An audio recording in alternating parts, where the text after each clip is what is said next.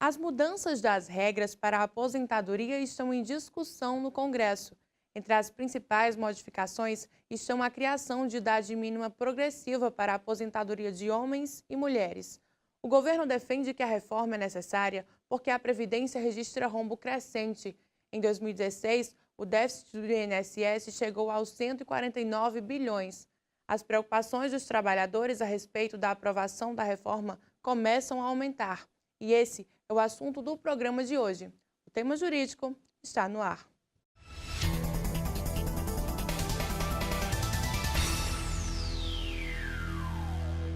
Olá, muito boa tarde. A proposta da reforma previdenciária sofreu mudanças em relação ao projeto original, avaliado no ano passado. O novo texto, que será votado na Câmara dos Deputados em maio, traz pontos que atenuam o projeto original do governo federal, mas também inclui mudanças que podem deixar mais longe a aposentadoria. Para falar sobre o assunto, convidamos o Procurador Federal do INSS, Thales Catão. Seja muito bem-vindo ao Tema Jurídico. Boa tarde. Obrigada pela sua participação. Muito obrigado, Roberta. Satisfação toda nossa em poder estar discutindo com vocês aí um tema tão palpitante, né, no cenário atual, que é a reforma da Previdência, né, a PEC 287, né, encaminhada pelo Poder Executivo ao Legislativo, onde já temos algumas novidades, né, recentes acerca da tramitação do processo legislativo, e é uma oportunidade da gente debater, conversar, né, orientar e tirar algumas dúvidas da população. Então, um prazer, em nome da Advocacia Geral da União, a qual eu represento, né, estar nesse momento conversando, um bate-papo com vocês. A gente que agradece. Procurador, desde que a reforma ela foi anunciada, gerou uma certa polêmica na sociedade, na população, e muita gente ainda está com muita dúvida. Então, por isso a importância da gente estar discutindo esse assunto aqui hoje. Para a gente começar, quais são essas principais mudanças no geral? O que essa reforma propõe? Bom, Roberto, inicialmente, nós devemos tratar o regime previdenciário sobre dois aspectos. Primeiro, sobre o sistema do servidor público, e o segundo, do regime geral da Previdência Social, onde inclui aí os trabalhadores urbanos e os trabalhadores rurais. Sobre esse aspecto do regime geral, né, inúmeras foram as mudanças que foram encaminhadas pelo Poder Executivo. Como todos sabemos, o presidente da República encaminhou um projeto para a Câmara dos Deputados, para o Congresso Nacional, e que recebeu um tombamento, que é a PEC 287, que trata da reforma da Previdência. Dentro desse conjunto de alterações de regras, né, significa inúmeras situações de alterações nas regras atuais. Para se propor uma alteração no texto constitucional, é necessário alguns legitimados encaminhar para o Congresso. O presidente da República só participa, nesse momento, como um encaminhamento. A votação da PEC tramitará nas duas casas do Congresso Nacional, e, para ser aprovada, ela necessita de um quórum qualificado de 3/5 do Congresso. Bem, ela já recebeu, como eu disse, o tombamento, e já recebeu o parecer favorável do deputado Alceu Moreira, do PMDB do Rio Grande do Sul. Foi instalada uma comissão mista, composta por deputados e senadores, para discutir alguns pontos, né, e o relator dessa reforma é o deputado Arthur Maia, da Bahia, do estado da Bahia. Então, esses pontos alguns foram examinados, né, e é o que a gente vai discutir detalhadamente nessa oportunidade, e a gente pode tratar individualmente cada questão com o passar nos acontecimentos. As propostas que serão analisadas serão rejeitadas, algumas emendas supressivas e aglutinativas dentro do texto que foi apresentado, e recentemente o deputado Arthur encaminhou o relatório. É isso que a gente vai detalhar nessa oportunidade. Nesse relatório, algumas modificações foram feitas. Por que o senhor acredita que essas mudanças foram feitas? Bom, muitas das mudanças ocorreram pela mobilização de todas as categorias que serão afetadas, especialmente o servidor público, né, e também os trabalhadores rurais. Eles verdadeiramente encamparam a ideia de alterar, sem olvidar também as outras categorias de trabalhadores urbanos que também ficaram um pouco alijadas dentro da conversação diante do cenário político, né, que ocorreu recentemente com o impedimento da ex-presidente Dilma, né, e com o novo governo do presidente Temer. Houve um distanciamento das negociações, mas que ao longo do passar do tempo, né, isso aí vai sendo superado, essa cicatriz entre os envolvimentos das categorias com o governo federal para dialogar e entender, né, uma reforma que possibilite minimamente atrapalhar as condições objetivas de aferir ou aferir o benefício pretendido. O governo alega que há um rombo na Previdência, mas, na sua experiência, o senhor acredita que essa reforma é necessária? Roberta, a gente tem que encontrar a situação visualizar a situação por dois pontos, né? Inicialmente, eu entendo que ela não seria necessária nesse momento, pelo seguinte motivo. Todo o sistema de previdência ele exige uma base contributiva maior do que o CUME, e o CUME seria o pagamento desses benefícios. Se você faz uma poupança para pagar um benefício lá na frente, né, você não pode alterar, não pode mexer nesse dinheiro. E o que aconteceu recentemente, nós visualizamos que o governo conseguiu aprovar a DRU, a desvinculação da Receita da União. O que significa isso?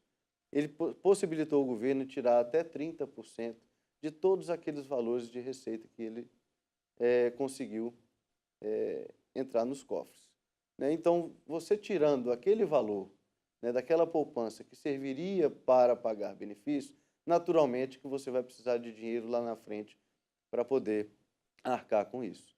Eu costumo dizer nas diversas entrevistas e participações que essa é uma situação como um casamento que você combina com sua esposa de comprar uma casa e faz uma reserva, uma poupança.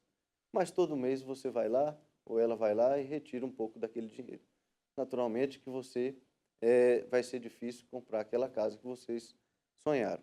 Da mesma forma, é o sistema de previdência. Então, o governo aprovou um ato normativo permitindo que se tirasse esse dinheiro. E aí, naturalmente, é que você encontra um rombo, né? Você faz um cálculo atuarial para pagar benefício e aquele dinheiro que inicialmente estava previsto era suficiente, hoje não é mais. Um outro aspecto se dá em relação à idade, né? A população brasileira aumentou a expectativa de vida, né? E pagar benefício cedo é prejuízo para todo o sistema. Então, houveram alterações, inclusive nas regras de pensão, né, com medida provisória, e agora também o governo entendeu que, diante dessa situação, haveria a necessidade de proceder a essa reforma. Mas não enxergou também que existem inúmeros credores também, né? Talvez entendendo uma melhoria na cobrança dos grandes devedores, né, e de todos os devedores, naturalmente, é que você poderia minimizar, né, esse rombo que se alardeia por aí. Então, é um outro dado que a gente pode buscar da efetividade à cobrança desses créditos para que esse rombo, né, dito rombo, possa ser minimizado e aí não necessitaria haver uma reforma da Previdência. Tão Exatamente. ampliada, né? Agora, quem vai ser afetado por essa reforma? Todos os servidores públicos civis da União, né? Todos os trabalhadores, seja urbano ou rural, e aqueles que estão integrados dentro do regime próprio de previdência social. Ficaram de fora, nessa proposta inicial, os militares, né?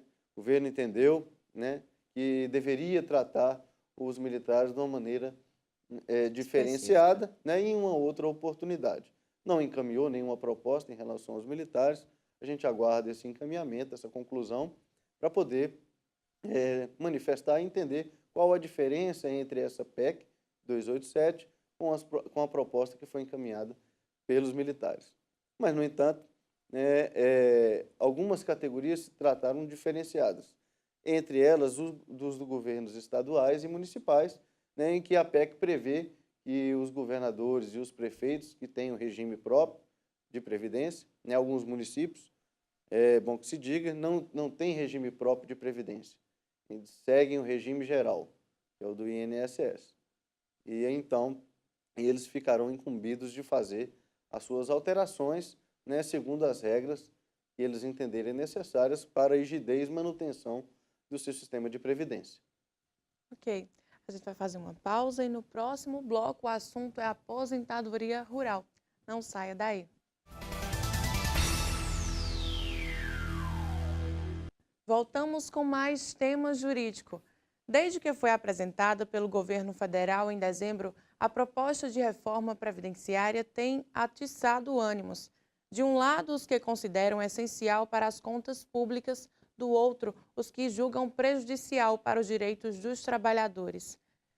Procurador, essa proposta, ela igualava a aposentadoria rural com a aposentadoria do trabalhador urbano.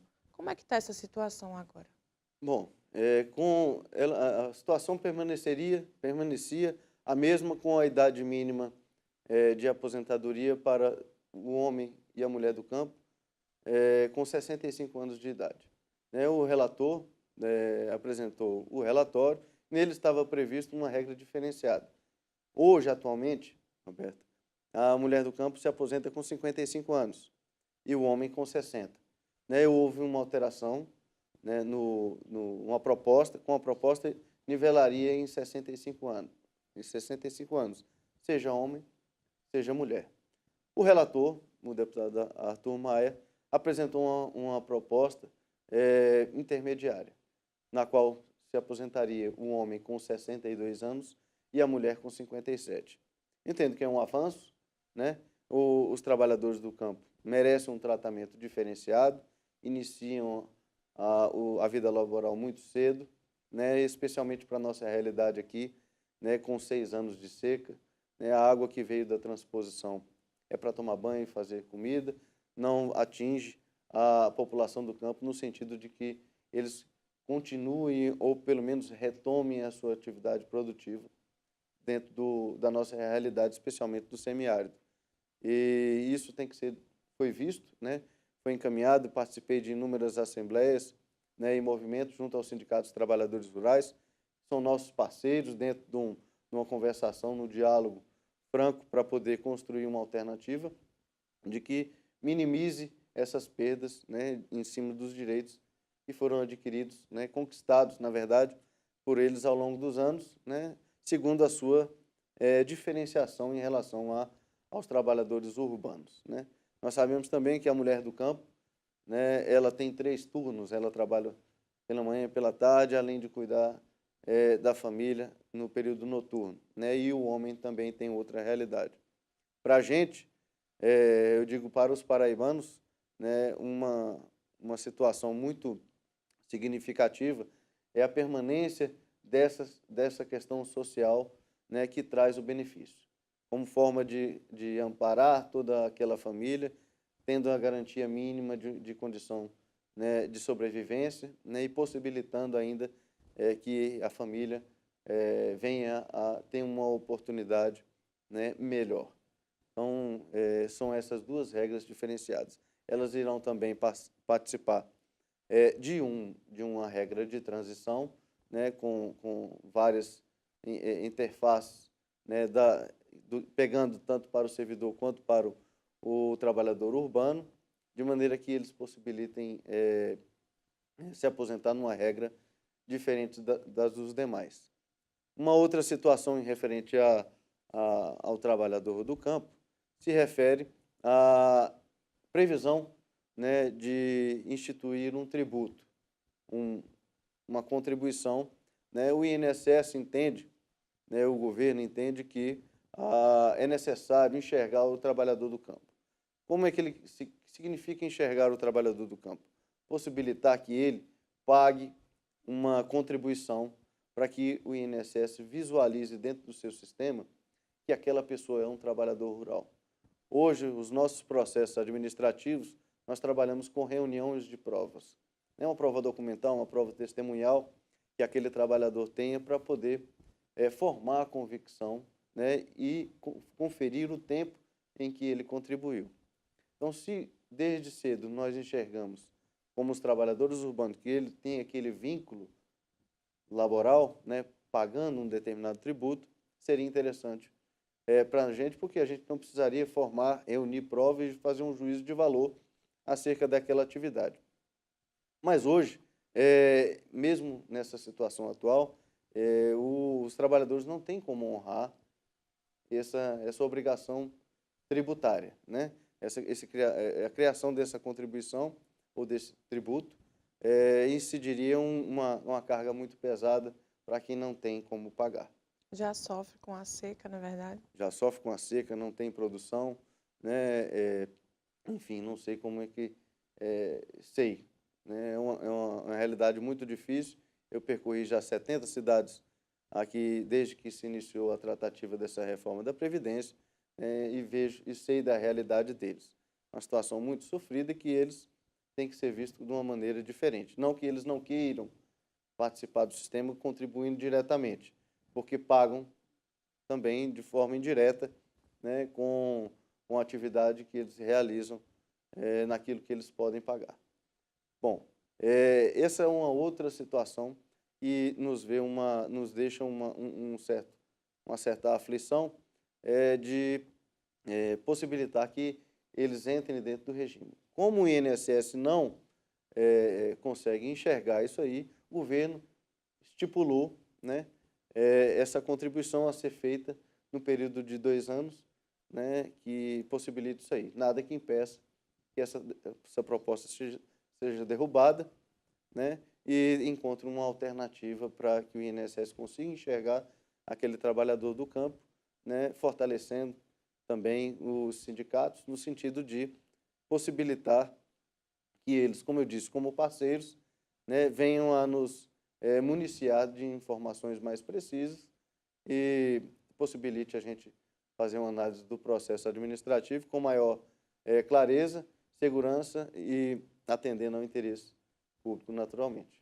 O senhor disse que o relator, né, o deputado Arthur Maia, ele fez uma proposta intermediária com relação à aposentadoria rural. Agora, qual o impacto que isso vai causar na vida do trabalhador, o senhor que percorreu todas essas cidades? Qual vai ser esse impacto? Olha, a realidade que eu visualizo é de que houve pelo menos um avanço. O governo não vinha negociando propriamente com com essa proposta inicial, mas ele já sinalizou de uma maneira intermediária, né, numa forma, enxergando realmente eles como uma situação que tem que ser tratada diferente. Então, eu percebo que há avanços, né, dentro da proposta inicial para essa proposta intermediária que o relator, né, encaminhou para votação na comissão, e eu acho que o governo deve ter uma sensibilidade maior, orientar a bancada para, naquilo que for possível, reduzir esse impacto, fazê-lo, e também avançar nas situações em que não tiverem possibilidades de negociações.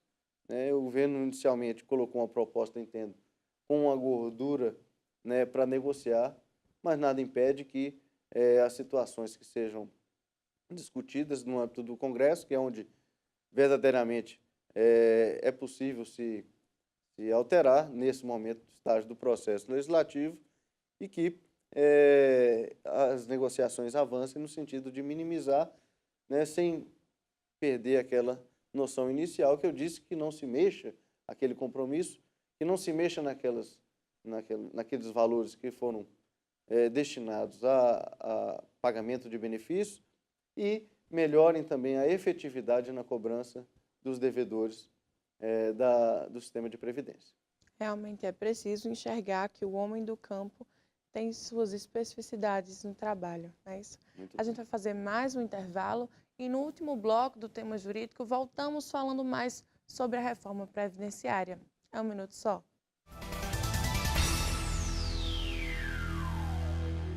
Voltamos com o nosso programa. O relatório final da Comissão da Reforma da Previdência fixa a idade mínima para requerer aposentadoria, 65 anos para homens e 62 anos para mulheres, e acaba com a possibilidade de aposentadoria exclusivamente por tempo de serviço no INSS. Além disso, eleva o tempo mínimo de contribuição de 15 anos para 25 anos. Muitas mudanças, né? Isso, procurador. Essas regras, por exemplo, a regra mínima, da idade mínima, como é que vai ficar? Bom, o governo inicialmente tratou a idade mínima como 65 anos, né, para nivelando entre homens e mulheres, né, quando nós sabíamos que existiam situações diferenciadas.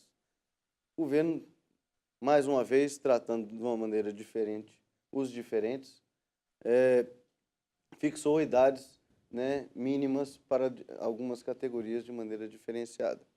Professores, policiais, né, e também os servidores públicos. Então, nivelou sem negociação os servidores públicos. Mas também fez situações diferentes em relação a outras categorias, também, como eu disse, dos próprios professores e dos policiais, que manterão uma regra diferenciada. Os do regime geral, da mesma maneira.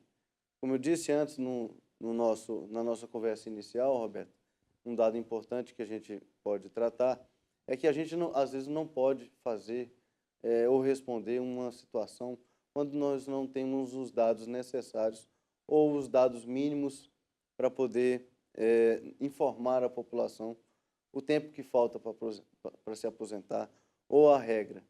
Por quê? Existem categorias de atividades profissionais que têm uma regra diferenciada de contagem de prazo. Às vezes, o prazo de um ano corresponde a 1,2, ou às vezes a 1,4, e assim sucessivamente para cada categoria. Mas da reforma, da proposta inicial da reforma para o relatório do deputado Arthur, teve algumas alterações melhores, né? Como eu disse, o governo trabalhou com a gordura para poder negociar, chegou com um pedido além para poder, equilibrando dentro do Congresso, ele atingisse uma idade que fosse suficiente. Hoje, o presidente da República já deve estar reunindo com ministros, né, e líderes partidários, no sentido de dizer que o texto do relatório do deputado Arthur Maia é o texto que vai ser votado, né? Então, ele sinaliza para o que tinha que negociar, eles já negociaram, né? Compete agora ao Congresso Nacional, né, fazer os ajustes que eles entendem necessários. E aí as categorias já se iniciam uma peregrinação, né, para ver quando é que será a votação do relatório, que pode ser modificado dentro da comissão mista, né, e vendo, após a aprovação do relatório, ainda que parcialmente, e sendo encaminhada para a Câmara dos Deputados, para o plenário da Câmara dos Deputados, em 2 votações, como eu disse, possam ser feitas algumas ainda negociações. É um processo longo, né? É difícil de ser conduzido pelo governo, né? Especialmente um governo que tem pouco tempo de atuação, apesar de estar dentro do governo anterior, né? Iniciou um novo ciclo, mas com um grande problema, né? E ele entendeu dessa forma.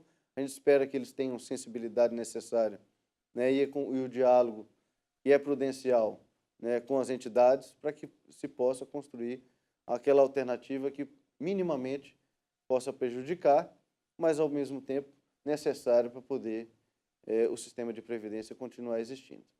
O senhor disse que a proposta inicial estava muito além. Nessa proposta inicial, a primeira que foi lançada pelo governo federal, o servidor ele tinha que trabalhar 49 anos para receber 100% da aposentadoria. Isso ainda se mantém? Não, não mantém. O que significa trabalhar 49 anos? O governo iniciou essa proposta querendo pagar 76% do valor que ele pagaria atualmente. Então, por exemplo, se um servidor receberia R$ 1.000 como aposentadoria, ele hoje iria receber apenas 760. Dentro dessa perspectiva, ele trabalhou quantos anos? 25 anos, para receber os 76%. 76% para chegar em 100, precisaria de 24. 25 mais 24 faltante atingiria os 100%. Então, a cada ano, após o tempo de contribuição de 25 anos, a cada ano que ele continuasse contribuindo para a Previdência, até o limite de 24, acresceria um ponto percentual. Então, 76, 77, até atingir os 100%. 100%. Então, significa dizer que eu teria que trabalhar 49 anos para poder me aposentar? Não. Você se aposentaria com 76%. E a cada ano que você trabalhasse, né, você atingiria um ponto percentual até chegar ao limite de 100%, com que você poderia se aposentar com a integralidade dos seus proventos.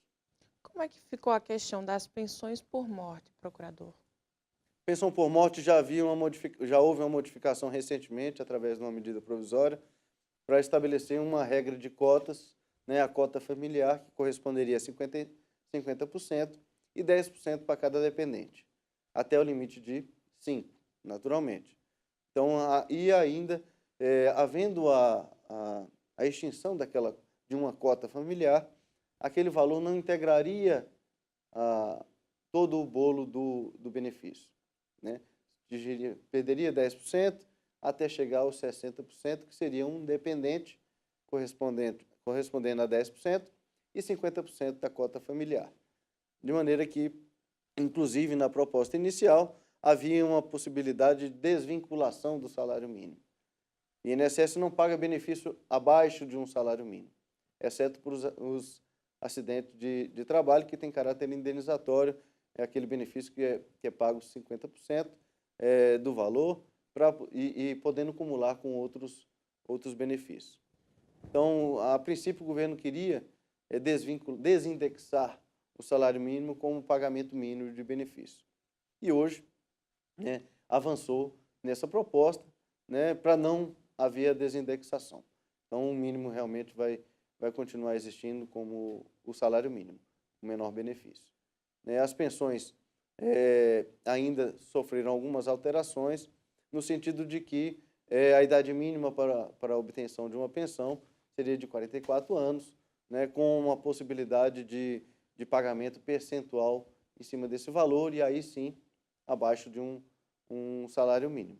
O objetivo do governo é não fazer com que jovens, né, viúvos ou viúvas, né, com um potencial ainda, né, laborativo, de trabalho, condições de sobreviver, independentemente daquela outra pessoa, do seu cônjuge, companheiro ou companheira que faleceu, ele possa ficar recebendo um benefício, né, por um período muito grande. Então, essas foram as alterações que foram propostas em relação à pensão, né, a possibilidade de acumular benefícios de aposentadoria com pensão, né. Inicialmente o governo tinha vetado essa questão, mas agora, com o relatório do deputado Arthur Maia, ele possibilitou, desde que essa acumulação não ultrapasse 2 salários mínimos. Então, houve um avanço, né? A gente fica feliz com essa notícia, porque realmente, diante da nossa realidade, faz uma diferença muito grande, proporciona expectativa de melhoria, uma condição melhor de vida, né? Eu tenho certeza que o governo não queria fazer uma proposta que acabasse, né, desgraçasse o seio familiar, né, um desassossego social, e que ele gastaria muito mais, né, em outros programas sociais ou em saúde, né, para poder reverter todo esse prejuízo. Importante que aqueles valores dos benefícios estejam dentro do seio familiar, né, para que possibilite uma melhor qualidade de vida, né, uma situação de maior conforto, né, apesar da gente saber que um salário mínimo hoje, ele expressa muito pouco, não atende às razões, né, a que se destina, né, mas enfim, né, houve esse avanço, a gente tem que comemorar, e eu acho que a gente pode melhorar ainda mais, é a nossa expectativa. Com certeza. A gente agradece mais a participação do senhor aqui no Tema Jurídico. Seja sempre bem-vindo para esclarecer essas dúvidas, principalmente com relação a essa reforma que está deixando todo mundo meio que polêmico aí, receoso.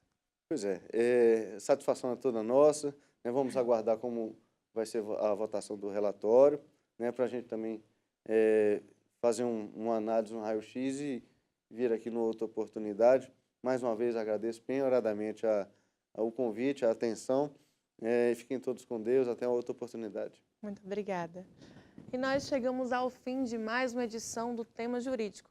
Hoje fizemos discussões bem pontuais sobre a reforma da Previdência e a forma como essas propostas do governo vão atingir os brasileiros. Na semana que vem voltamos com mais debates na área jurídica. Você ainda pode nos acompanhar pelas redes sociais e pelo nosso canal no YouTube. Não esquece, todo sábado temos um encontro marcado por aqui. Bom final de semana. Tchau, tchau.